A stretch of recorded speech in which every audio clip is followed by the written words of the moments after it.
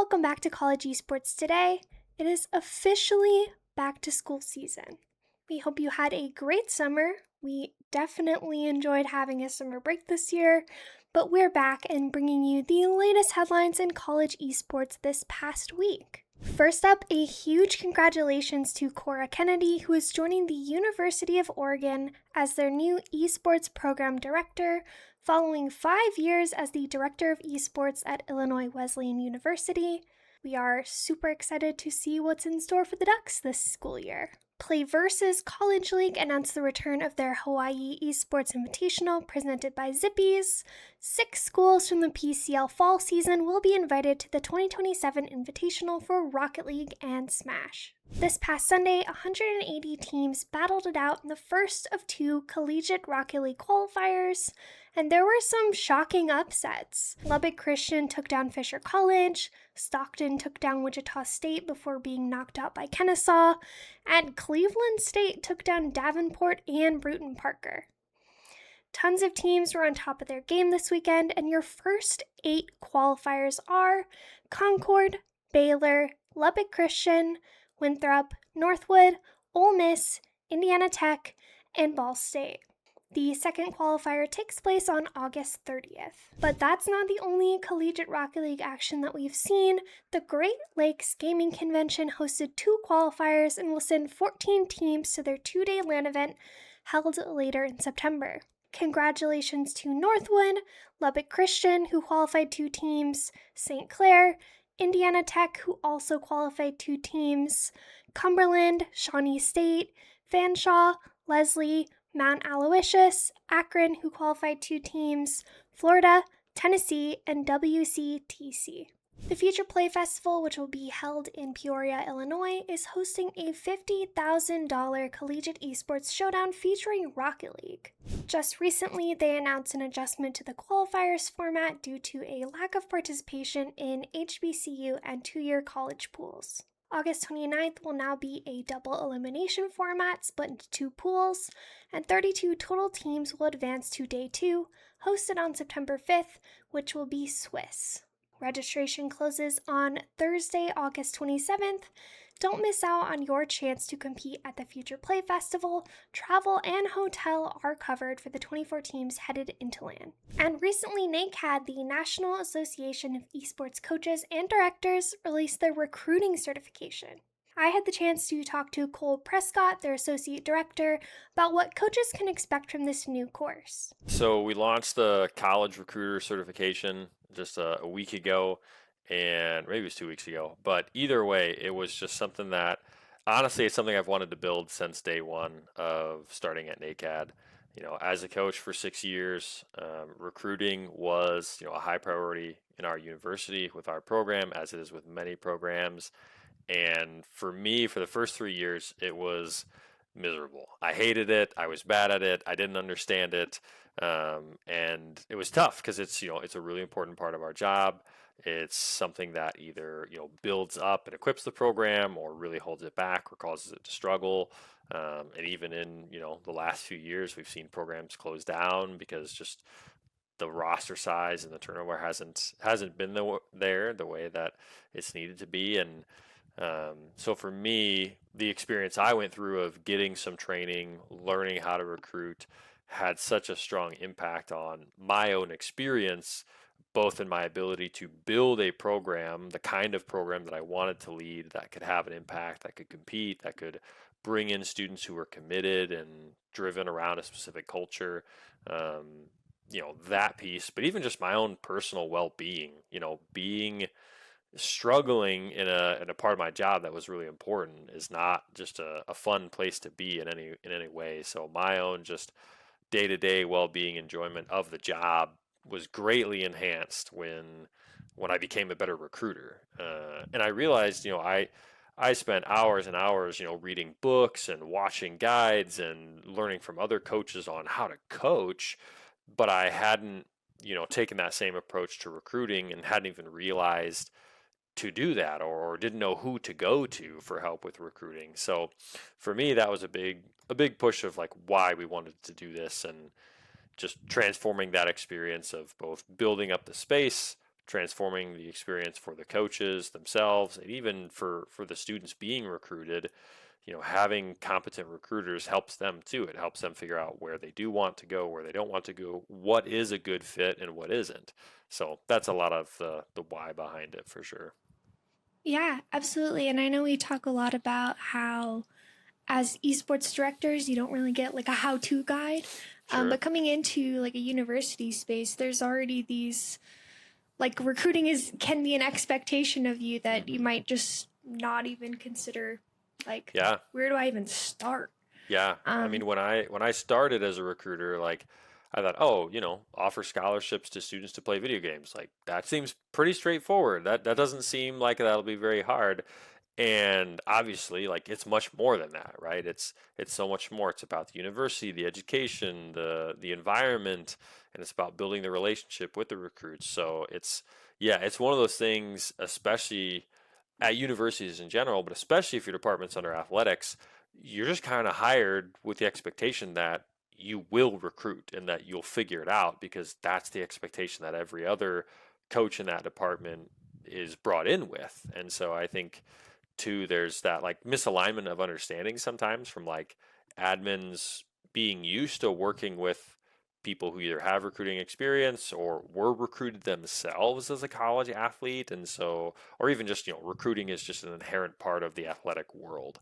So yeah, closing the gap there, I think is really, really helpful. yeah, absolutely. And in my career, I've been on the other side of that recruiting journey. When Yeah. I worked at Stay Plugged In, I worked on a lot of content about aimed towards students on how Hmm. to get the most out of these conversations, how to actually find the right fit. So it only makes sense that there's like the other side of the table. They're getting Yeah. coaching in as well, so they know how to tackle those conversations. After taking this course, after taking this certification, what do you want coaches to be equipped with? Hmm. Yeah. I think there's a couple things. The first just is like the confidence to know where they're going. Um, I think in a lot of situations it can be easy to feel like you're just throwing things at the wall, not sure what's going to work, or just like, well, I know I need to find possible prospects and then pitch them our program and hope it works out, right? Like, and hope that there's magically this fit. And I think understanding that it is a process and having a clear strategy of like, okay, I start here. Here are the first things we talk about. Here are the next things we talk about. Here's the information I need from a recruit. Here's what they need from me. That's, I think, one of the first things is just walking away with a clear strategy and plan of what does this process look like, and the confidence that, oh, this process will lead to one of two outcomes. Either one, it'll help me figure out much more quickly than I've been able to in the past that this recruit is not a good fit for our program and our school, either because they're not what we're looking for or we're not what they're looking for, um, or that it will lead to the outcome of they will realize we are a good fit for them and they'll commit here.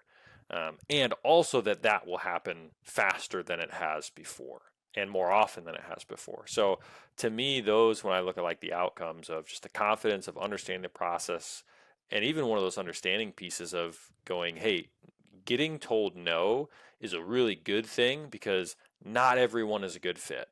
But I need to know who is a good fit so that I can target those good fits or ask the right questions, have the right conversations for both myself and the recruit and their family to be able to answer that question of, is this the right fit for me? Is this a good fit for me?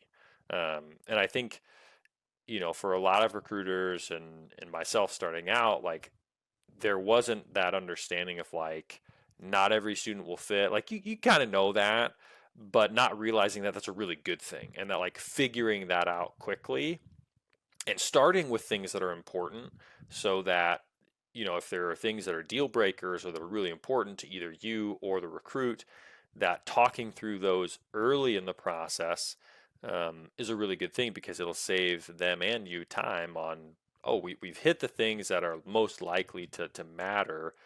Now we'll start to build some of the relationship over time and figure out, okay, Now that we know the essentials are covered, where does this process play out? But again, knowing where it is.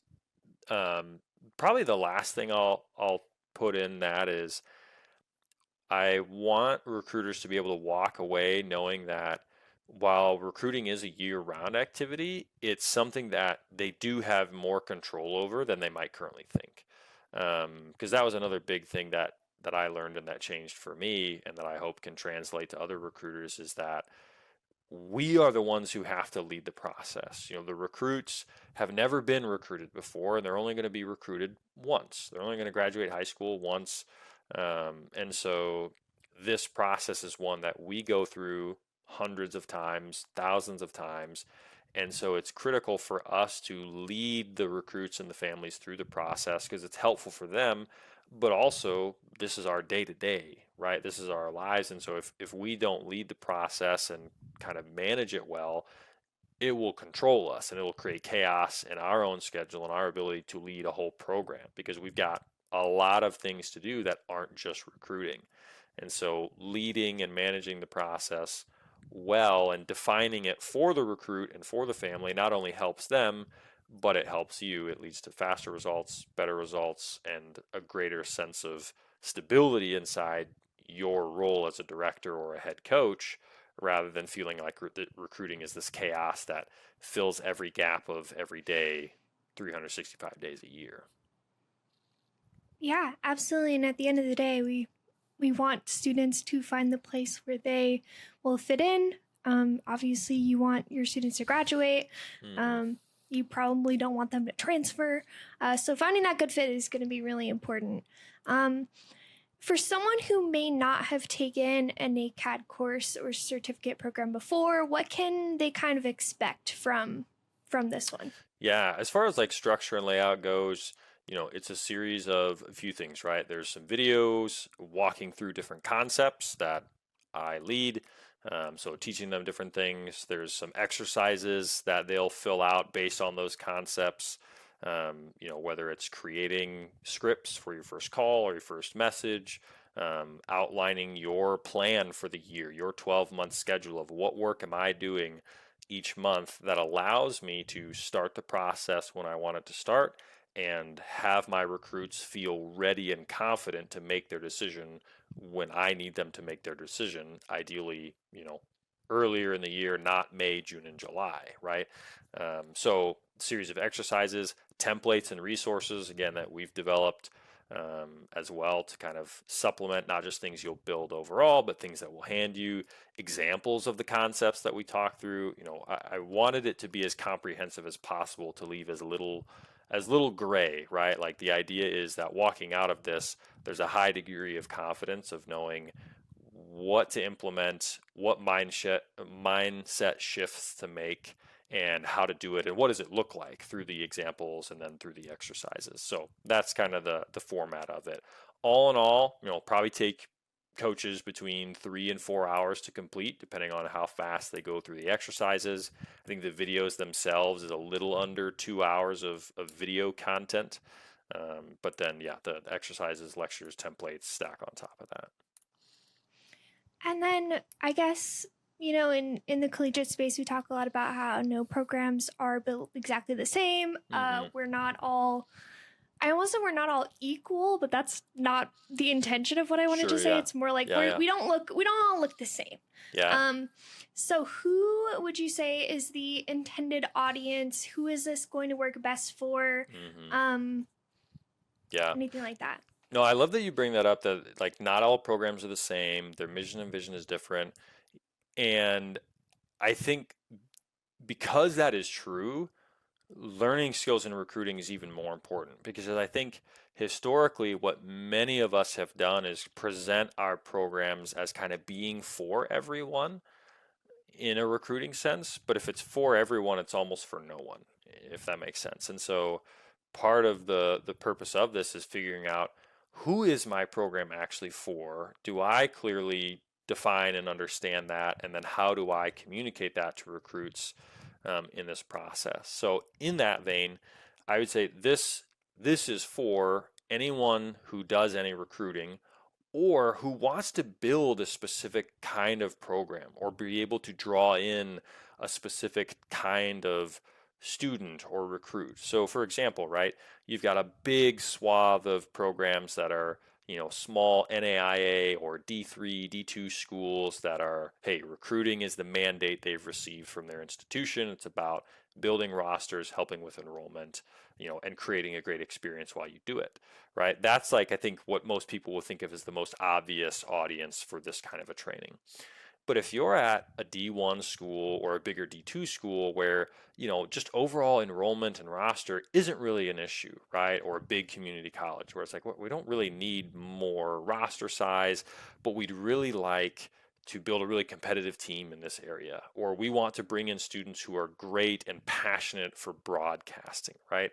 So that's another aspect of recruiting skill is it's not just about volume, it's about fit. It's about particular attributes and quality and matching what we're trying to build with who we bring in to build it.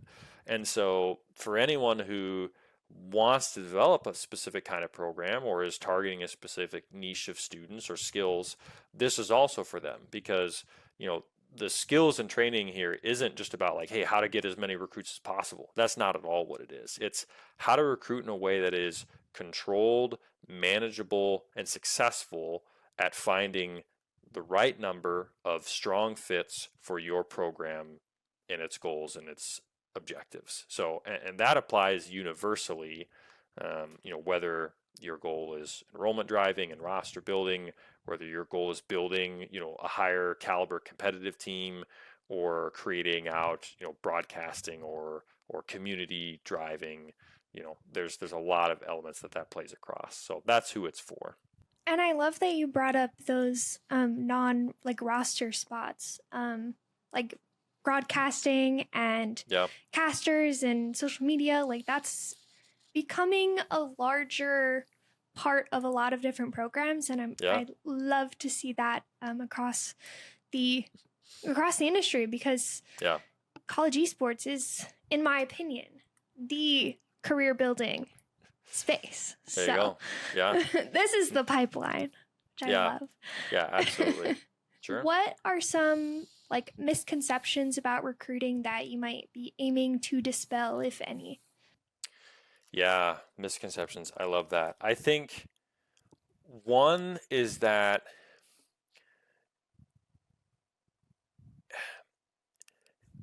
it's random. I think that was a big misconception that I had early on. Again, was just this sense of this lack of control of like, I can't influence it. It's a bit of a lottery system. So I need to find as many prospects as I can so that hopefully I talk to the right people.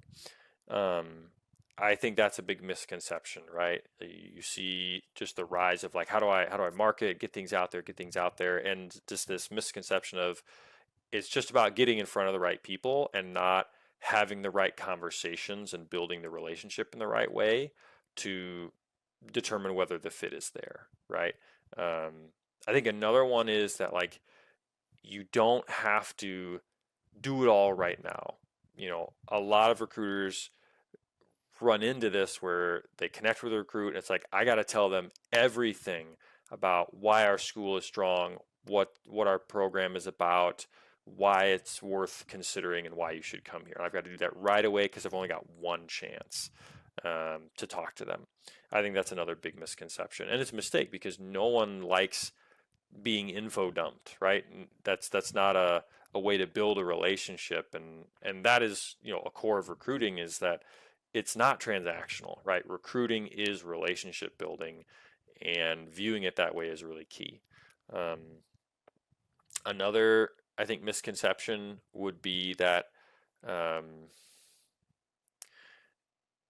that recruiting that you have to like trick people or sell people. I don't know if that's a misconception that recruiters have, but I think there can be a bit of a conception around recruiting of like, oh, we have to like sell people and influence them and trick them into coming and paying for college.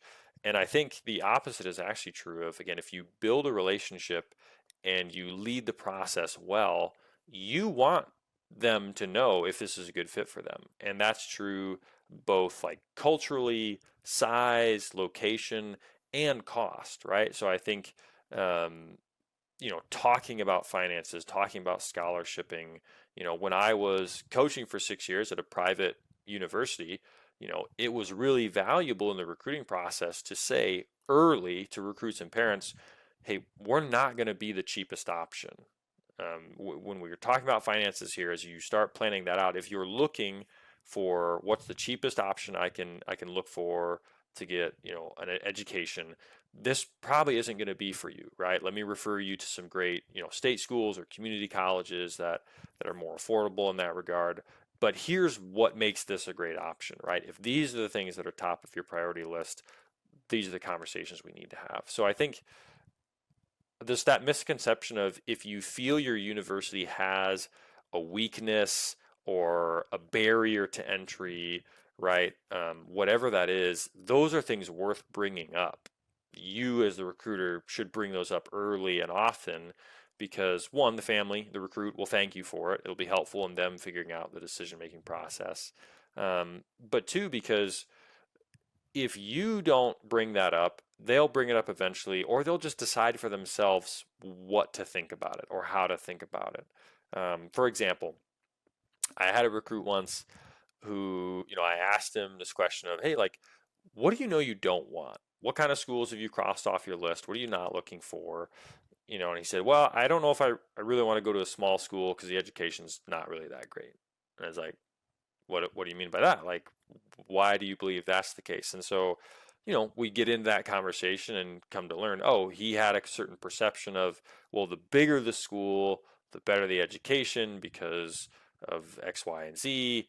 And as we talked about what the experience of an education could look like at, a small school of, hey, smaller class sizes and more hands-on with professors and FaceTime with PhDs and experiential learning opportunities and internships, just realizing, oh, the differences aren't what I thought they were, right? There are real differences between big and small schools, but sometimes recruits and parents have misconceptions about things. And so bringing up some of those potential sticking points is wise because you can't avoid them. They're going to come up eventually. So you addressing them head on, is a strong way to navigate that process. I'm so glad that you brought that up. Transparency and like just being open about as much as you can during the process is Yeah. so important. So Hmm. important. So I'm glad to hear that that's maybe a pillar of the course. Well, Cole, that's all I got for you. Thank you Okay. so much for coming on and telling us about the new recruiter certificate. For those who want to check it out, where should they go? Yeah, best place to go is NAECAD.org, NAECAD.org. It's there on the website. They can find out all about it. Otherwise, information in our Discord as well. They can reach out to me there or to Connor. But yeah, website's best spot for it. I'm excited. I had a great conversation with one coach who'd been recruiting and leading a program for 7 years, and he completed it. We had a call about it, and he said, I was totally blown away.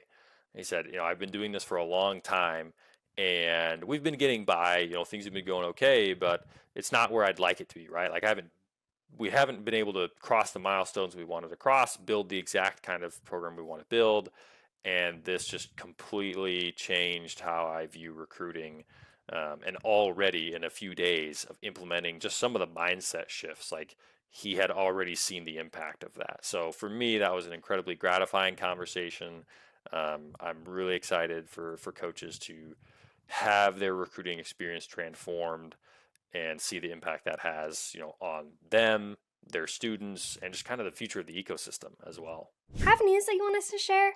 Let us know down below or send us a DM. Happy fall!